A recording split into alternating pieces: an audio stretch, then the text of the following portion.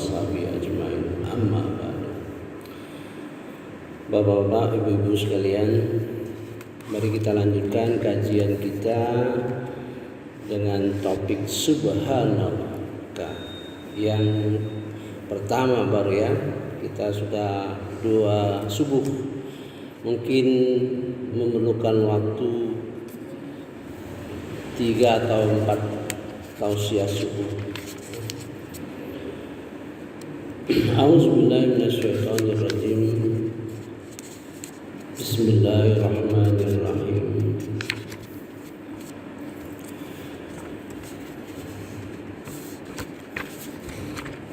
Kita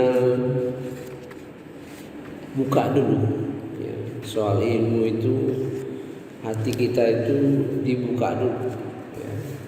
Kalau tidak terbuka ya, maka sulit kita mendapatkan ilmu kalau tidak Allah membukakan gitu. Walaupun ilmu itu datang, datangkan orang memberikan ilmu, tapi kalau hati kita tak buka, tidak mungkin terbuka gitu, ya. Ini pentingnya ini ya. Mari kita baca dalam surah Al-An'am halaman 144 ya. A'udzubillahi minasyaitonirrajim. Bismillahirrahmanirrahim.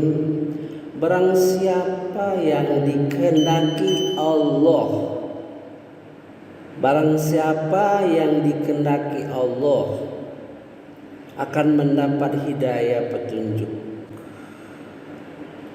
Dia akan membukakan dadanya untuk menerima Islam. Artinya menerima pelajaran Islam, segala ilmu yang berkenaan dengan Islam. Dia jadikan dadanya itu, dan siapa yang dikehendakinya menjadi sesat, dia jadikan dadanya itu sesat, seakan-akan dia sedang mendaki ke langit. Demikianlah Allah menimpakan siksa kepada orang yang tidak beriman. Kita jangan menganggap itu. Saya beri contoh ya.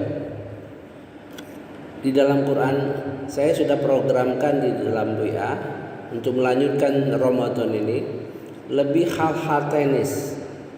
Kita lihat di dalam Al-Quran itu seluruh ayat-ayat itu kadang-kadang dia pakai fasikun, kadang-kadang dia pakai kafirun, kadang-kadang dia pakai zolimun, kadang-kadang dia pakai munafikun, kadang-kadang dia pakai segala macam kemungkinan yang kadang-kadang kita bingung ya. Setelah kita pelajari istilah-istilah itu dan kita pahami materinya, jadi bisa saja orang Islam itu dikategorikan kafir. Kafir bukan berarti kafir iman ya, mengkafirkan syariat, mengkafirkan ayat-ayat Quran dalam konteks itu gitu ya. Jadi dalam mengharapkan hidayah kepada Allah Subhanahu wa taala itu ibarat latihan memanah ya. Itu menuju tepat sasarannya itu, yang titik tengah itu biasanya merah warnanya itu. Kalau yang berada di sekitar itu lingkaran sesat. Walaupun sesatnya itu tidak terlalu gitu kan. Jadi begitu beratnya itu. Bisa saja kita dalam satu sisi kita merasa aman karena memang benar. Misalnya saya contohkan ya. Orang mungkin baik, sholat baik, ya, puasa baik ya. Jadi aman di bidang itu. Tapi jebol di bidang kata-kata. Karena dia tidak memahami, tidak menghayati bagaimana Allah minta kita supaya berbicara baik. Jebol. Ya. bisa juga jadi kikir, jebol di bidang lain itu. Maka itu kita ya berdoa saja supaya ilmu kita itu penuh, ya. Sebab kalau ilmu kita tidak penuh, ya, itu jebol, bolong-bolong, ya. Di satu sisi kita kuat, di satu sisi lemah, gitu, ya. Makanya perlu ilmu dalam agama Islam itu yang penuh, utuh, gitu. Jadi kita baca Arabnya. Famay yuridillah ini pakai fi'il mudhari, artinya yang akan, ya. Famay yuridillah ayyahdiyahu, maka apabila barang siapa yang dikehendaki Allah ayyahdiyahu, untuk ditunjukinya, yashrah sadrahu, dia melapangkan dada kita, ya, terhadap agama kita. Coba kita renungkan, ya, apakah dalam hal ilmu, ya, kalau dalam hal ibadah mungkin sudah aman kita, ya. Dalam hal ilmu ini, apakah dada kita tuh lapang terhadap ilmu-ilmu, ya, ilmu. Nanti kita sampai ke ayat 107 mengenai bentangan ilmu yang apa yang harus dipelajari dalam agama kita. Kita tanya dalam hati kita, ya. Sebab yang namanya ilmu itu sudah datang, itu setan bukan main itu. Operasinya supaya kita gagal, supaya kita terbodoh, tetap jahil terhadap Al-Quran. Padahal Al-Quran inilah yang akan mengadili kita. Innahu fasl. Sesungguhnya Al-Quran, ayat-ayat Al-Quran itu menjadi pemutus. Wa ma huwa bil hazl. Jangan main-main. Nah, padahal dia akan jadi pemutus. Kita nggak tahu saat ini bahwa itu jadi pemutus. Jadi segala hal diputus oleh Al-Quran. Maka itu kalau kita sudah melaksanakan satu ayat, ya, dia akan membela kita. Itu yang jadi syafaat, bukan membaca Quran. Yang jadi syafaat itu orang yang jadi sahabat Al-Quran, orang yang jadi sahabat Al-Quran. Di dalam hadis itu sahabat, bukan membaca yang muncul di terjemahan kan sahabat, membaca, ya, membaca. Alangkah entengnya sekadar membaca Quran, ya. Dia itu menjadi sahabat Al-Quran. Kalau sahabat itu seia sekata, yang nama sahabat itu seia sekata, ya. Nah, jadi yang namanya hidayah itu bermacam-macam caranya, ya. Bermacam-macam caranya. Bisa melalui orang, ya, bisa melalui pengalaman pahit kita yang menggerakkan hidayah itu. Seperti saya nih, mungkin kalau nggak terjadi peristiwa stroke, ya, 10 tahun yang lalu, mungkin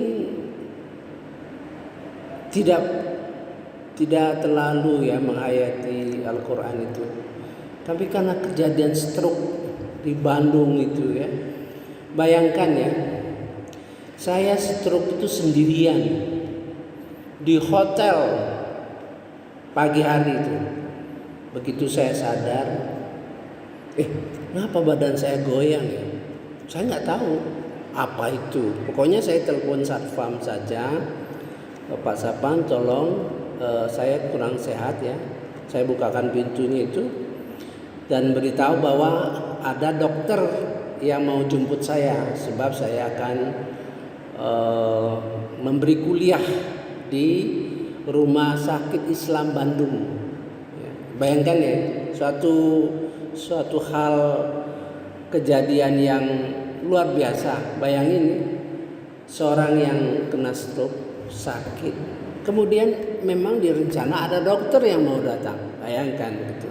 Kalau misalnya saya itu stroke malam hari sampai siangnya baru mungkin sudah game lah kira-kira. Dari kesadaran itulah sehingga membuat saya memacu ya, belajar terus. Saya khawatir kalau terjadi serangan-serangan selanjutnya. Orang yang stroke itu jarang terjadi sekali biasanya. Terus berulang-ulang. Ini alhamdulillah 10 tahun sudah berlalu, alhamdulillah. Artinya Allah memberikan kesempatan, itu hidayah juga. Ya, kemarin Pak Padri menanya saya, ya, dalam arti dia ingin mengetahui apa dasarnya. Gitu. Dia lihat kalau saya sembahyang, tangan kanan saya itu kan bergerak biasa ya, terus tangan kiri saya itu bergerak. Gitu. Dia mau tanya Pak Mali itu apa dasarnya? Itu sebetulnya hidayah juga. Allah tuh memberi tahu saya. Karena itu gerakan yang tidak terkontrol. Jadi gerakan itu tidak terkontrol karena stroke tadi. Jadi saya mulai mengontrolnya. Sehingga jadi pertanyaan Pak Padri ke saya itu bagi saya hidayah. Lapang dada saya nerimanya. Pak Padri juga lapang memberinya, bukan maksud untuk sebagai mengingat, ya, sebagai mengingat. Demikian hidayah itu datangnya bermacam-macam kepada kita sekalian ini ya.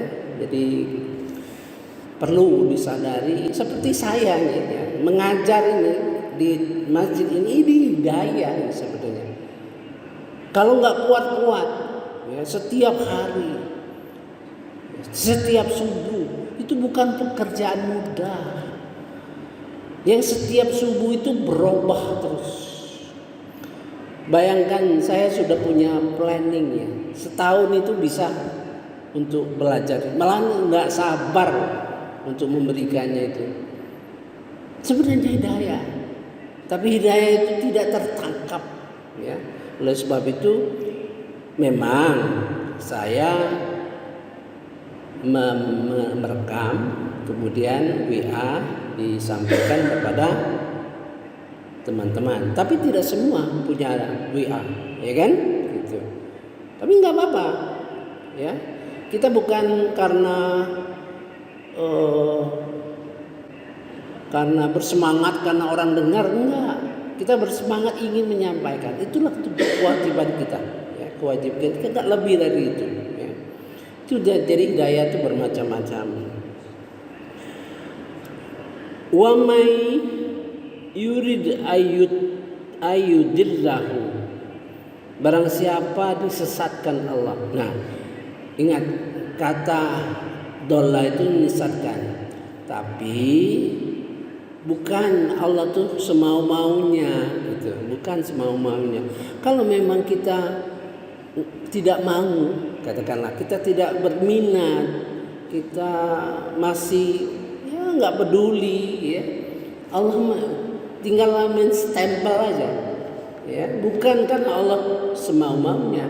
Sebab di dalam diri kita itu sudah ada fujuroha wa taqwaha, ada ketakwaan di dalam diri kita dan ada lawan dari ketakwaan. Itu terserah kita, sebetulnya terserah kita ya. Kalau ada sedikit kemauan, insya Allah Tuhan akan menguatkan ya.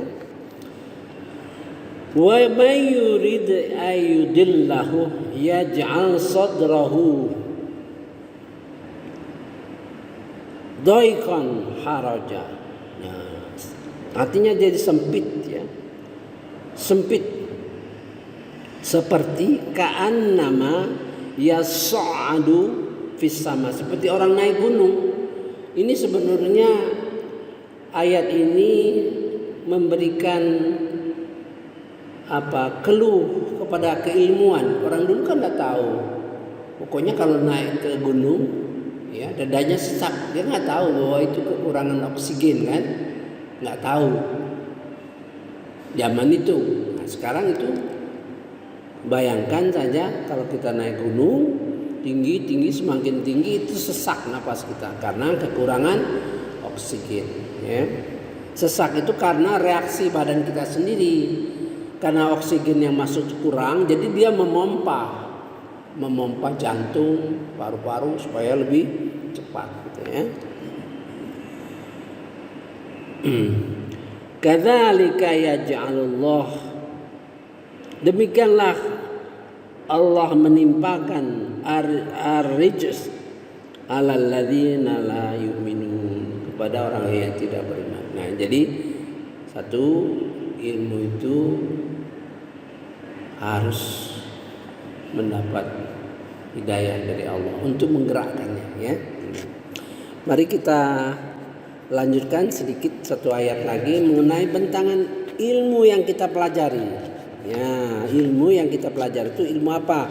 Khususnya di dalam agama ya. Ini di dalam agama. Kemarin kita bicara ilmu umum ya, bahwa ilmu umum itu membantu kita mengerti Al-Quran. Misalnya, mengapa saya bisa memahami kalau begitu ya, orang yang paling mulia di sisi Allah itu ya adalah orang yang takwa, gitu kan? Nah, mengapa bisa terinspirasi untuk memahami Quran, bahwa Quran itu ada lapisan-lapisannya, ada tingkat-tingkatannya, karena ilmu kita, terutama dalam ilmu manajemen, gitu ya. Dan kalau kita dalam ilmu manajemen itu untuk mencapai sesuatu itu harus ada mulainya, ada inputnya, ada prosesnya, ada outputnya, gitu kan? Jadi kita belajar Al-Quran mencari itu, ini apa yang mulainya, di mana mulainya, gitu kan? Di mana akhirnya? Karena Quran itu sebetulnya seluruh ayat-ayat yang dijelaskan dalam Quran yang kemarin saya sampaikan, walaqad ji'nahum bi kitabin fassalnahu ala ilmin huda wa mau'izatal liqaumi yu'minun. Sesungguhnya Al-Quran itu yang didatangkan kepada kamu ya, Al-Quran, kitab Al-Quran itu dijelaskan dengan penjelasan dan dasar ilmu yang menjadi petunjuk. Jadi petunjuk itu sendiri datang tidak tiba-tiba, artinya petunjuk ya, memahami sesuatu dia tidak datang dari sendirinya kalau tidak dibarengi ilmu. Ya, ilmu itu termasuk ilmu dunia, karena kita melaksanakan itu di dunia kan, kita ilmu dunia, termasuk juga ilmu daripada Allah Subhanahu Wa Taala. Jadi ada dua. Jadi kalau kita temukan orang yang tidak punya pengetahuan lain selain agama, maka kita akan temukan bahwa dia tidak bisa mengambil implementasikan ya, ajaran agama itu dengan baik.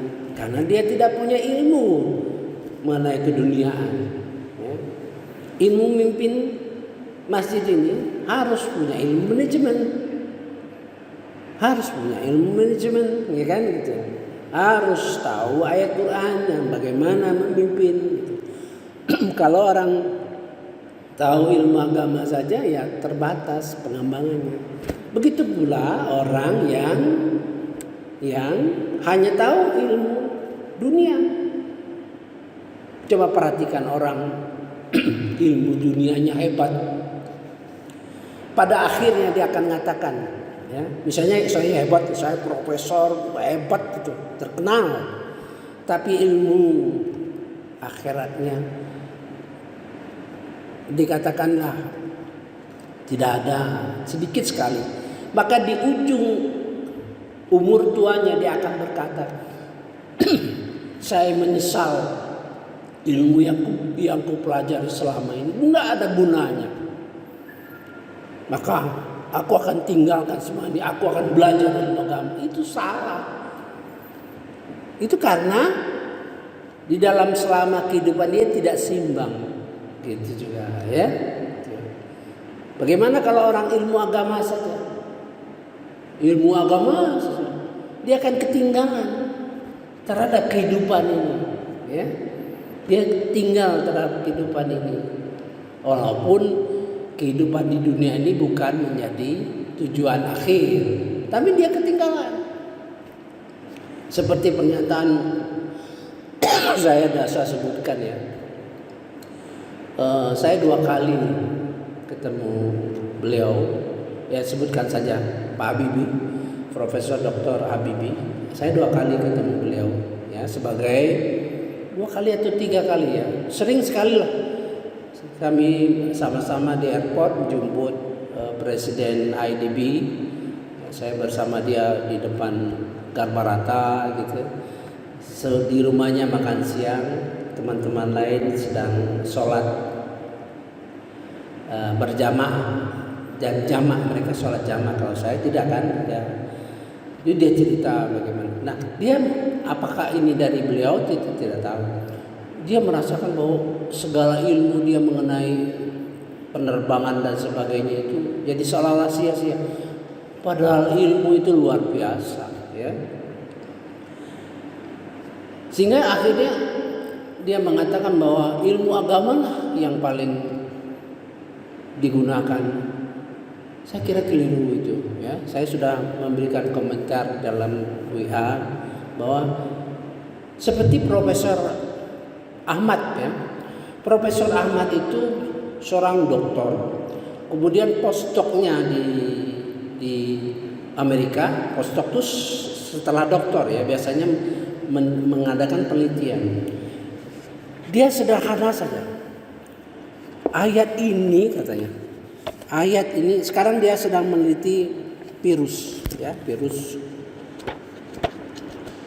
Ayat ini katanya sederhana saja. Bahasanya sederhana saja. Di dalam surah Al-Furqan, bagaimana seorang yang berilmu, pengetahuan, tapi juga memahami Al-Quran, sehingga Allah memberikan hidayah kepadanya untuk mengatakan sedikit saja. Ayat 2 surah Al-Furqan, Profesor Ahmad, ya. Panggilannya Ahmad, saya merasa dekat, ya, walaupun tidak kenal. Saya kenal dari tulisannya, dari tulisan dia itu saya berikan komentar, ya. Dia bilang ayat kedua, faqaddarahu taqdira. Lalu dia menetapkan dengan ukuran yang jelas. Faqaddarahu taqdira. Ini ayat ini katanya yang menginspirasi saya tuh terus meneliti. Karena makhluk kecil itu ditetapkan oleh Allah ada ukurannya, kan? Gitu kan? Selalu terngiang di dalam hati dia ayat seperti ini. Ini dikit, kecil. Jadi sepanjang mungkin dia tidak banyak waktu baca Quran, tapi sepanjang dia melakukan penelitian dengan diilhami ayat Al-Quran, maka sepanjang itu merupakan zikir. Sepanjang penelitian itulah ibadah dia. Karena ilmu, ya. Sekarang saya tanya, kalau seandainya Profesor Ahmad itu bukan ahli dalam penelitian, apa yang terjadi? Dia tidak walaupun baca ayat ini, dia baca misalnya dia baca Quran ayat, dia biasa saja. Oh, faqaddarahu taqdira. Menetapkan ukuran yang jelas, biasa saja. Karena dia bukan peneliti, ya, dia paham Quran. Sekarang nomor 2, kalau seandainya Profesor Ahmad itu peneliti saja, polos, pengetahuan agama nggak bisa, ya dia meneliti saja, maka dia meneliti terus, nggak bisa dia menghubungkan dengan Al-Quran, ya kan, nggak bisa. Nah, yang kita harapkan orang yang paham Quran dan dia juga ilmuwan, ini yang kita harapkan, yang bisa membesarkan Allah Subhanahu wa taala, ya. Itu merupakan langkah membesarkan Allah Subhanahu wa taala. Kalau dia menyatakan ini, seorang profesor mengatakan bahwa penelitian ini diinspirasi, didorong oleh ayat ini, itu merupakan membesarkan Allah, ya. Saya kira itu dulu pembukaannya, ya. Wah, ini pasal lama sekali, masih jadi kalau kembali ke tadi Pak Ahmad tadi, ada 3 kemungkinan, ya, yang diharapkan adalah yang terakhir, di mana kombinasi ilmu agama dan ilmu dunia ini terpadu.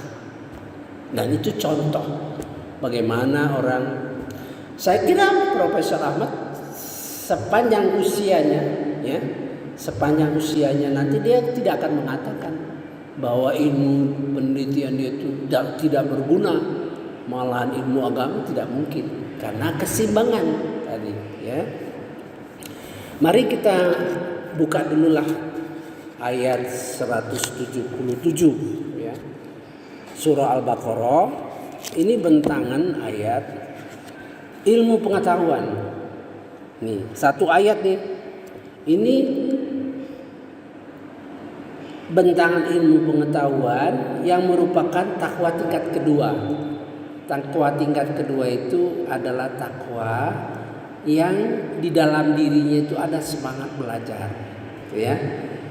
Tentu Allah memberikan petunjuk, kan, hatinya lapang, senang dia, kan, belajar agama dan sebagainya. Ayat pertama, bagian pertama, A'udzubillahi minasyaitonirrajim. Bismillahirrahmanirrahim.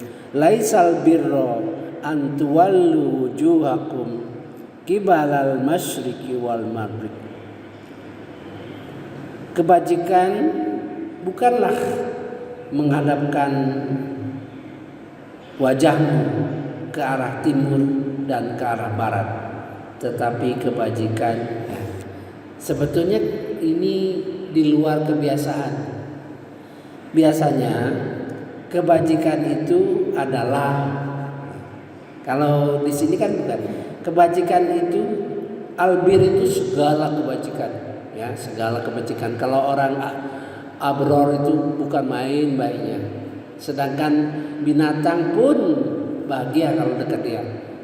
Tumbuh-tumbuhan pun akan dipelihara dengan baik. Itu albir, al-abror, ya. Nah, kebajikan bukan menghadapkan wajahmu ke arah timur dan ke arah barat.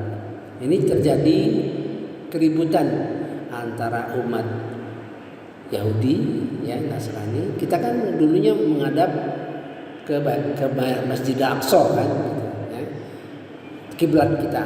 Setelah itu dirubah ke Mekah. Jadi ribut soal ngadap itu. Tapi di sini diberikan pandangan bahwa soal kemanapun kita menghadap itu bukanlah suatu kebajikan. Berarti bahwa di sini ada yang nafsirkan bahwa sholat itu saja nggak cukup, ya. Sholat itu saja nggak cukup. Tidak cukup kalau kita sholat saja, nggak memperhatikan yang lain-lain, tidak cukup.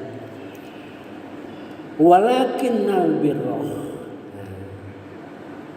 akan tetapi kebajikan adalah man amana billah, percaya kepada Allah, beriman kepada Allah, wal yaumil akhir, wal malaika, wal kitaba, wan nabiyyin.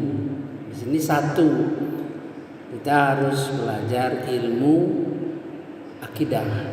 Ini pesan itu, merupakan pesan supaya kita belajar akidah, tauhid, ya, belajar malaikat, iman kepada yang lain-lain, ya. Tuh. Kemudian wa atal mal ala hubbihi, dan memberikan harta atas diberikan kepada kerabat, kepada yatim, miskin, ya. Kemudian waqama sholat, artinya dia suruh kita belajar syariat, ya. Tuh. Yang ketiga, walmufu nabiyahdim idza ahadu, dan orang-orang yang menunaikan janji apabila dia berjanji, sabar dalam kesulitan, ya.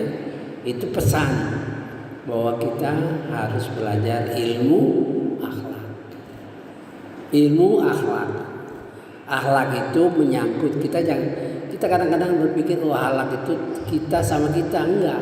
Ilmu akhlak itu ada berapa dimensi? Satu, akhlak kepada Allah Subhanahu wa taala. Akhlak kepada Rasulullah. Akhlak kepada kita sesama muslim, sesama yang beriman. Akhlak kepada orang yang kafir, ya, akhlak. Kemudian bagaimana sifat-sifat terpuji, bagaimana sifat-sifat tercela. Jadi 3 ilmu yang harus kita pelajari. Nah, tentu ilmu yang kita pelajari kan makan waktu, terus menerus.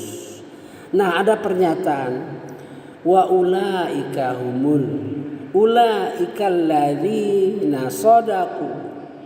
Ini.